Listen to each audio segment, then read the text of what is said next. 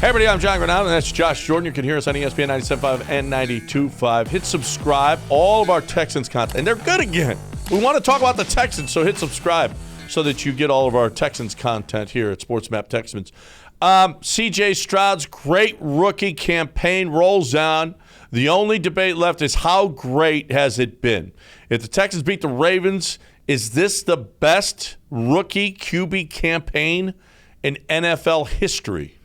I think it already is. I don't even know if he has to beat the Ravens for that to be the case. I went and kind of just did a stat dive into some of the best years from quarterbacks in their rookie year. Dak Prescott, Andrew Luck, RG3, Big Ben, Dan Marino, all these guys. And I can make the argument that CJ's is better based off a touchdown to interception ratio, total yards, actually winning a playoff game in his rookie year. You know, with Big Ben, he went all the way to the AFC Championship game, but that was a running team. He was hardly throwing for any yards or touchdowns. There were no stats there. So if you kind of blend them all together with winning, with starting right away also. CJ started right away. Dan Marino only played 9 games in his rookie year. So I give him a lot of credit for starting week one, and I think it's CJ. You know, Marino's rookie year was incredible, though, too. I mean, that was we looked at it the other day. And Ben won one playoff game because I guess they had to bye, and then they had one playoff game, and they got to the AFC Championship game.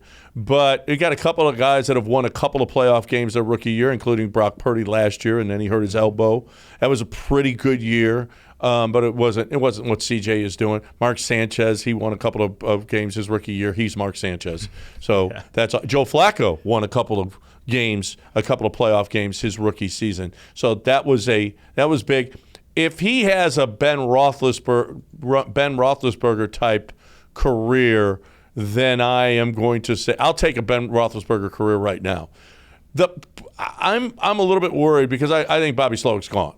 Do you agree? I mean, obviously, you mix with anything in a formula or a mixture, and who knows how it can be affected. But in doing this deep dive, I also looked at how these quarterbacks did their second year. I was kind of curious. Marino was unbelievable his second year. Went to the Super Bowl second year. And Dak Prescott was right around the same. Andrew Luck was right around the same. So most of these guys, it was similar. So I'm hoping that even if they take Slowick away, it worries me. But D'Amico hired Slowick. I think he'll find somebody else that can take that job. But it's natural the league's going to catch up a little bit. But CJ is so good. I think it's going to continue, at least on some level. I hope so. We saw the regression of Jalen Hurts this year without Shane Steichen. It makes a difference. Sure. We see, Mac Jones had himself a pretty good time, his rookie, and then he regressed. CJ, it looks to be different. You hear Bobby Slowick talking glowingly. This week he said it's like talking to another coach. Yeah. So that is huge. You hear other players seeing CJ go from the first read to the second read to the third read. CJ using his legs when he has to and still being able to go on the run and hitting guys. CJ seems to be different, but there is a little slight worry. I mean, wherever Kyle Shanahan went after he left, the guys weren't as good.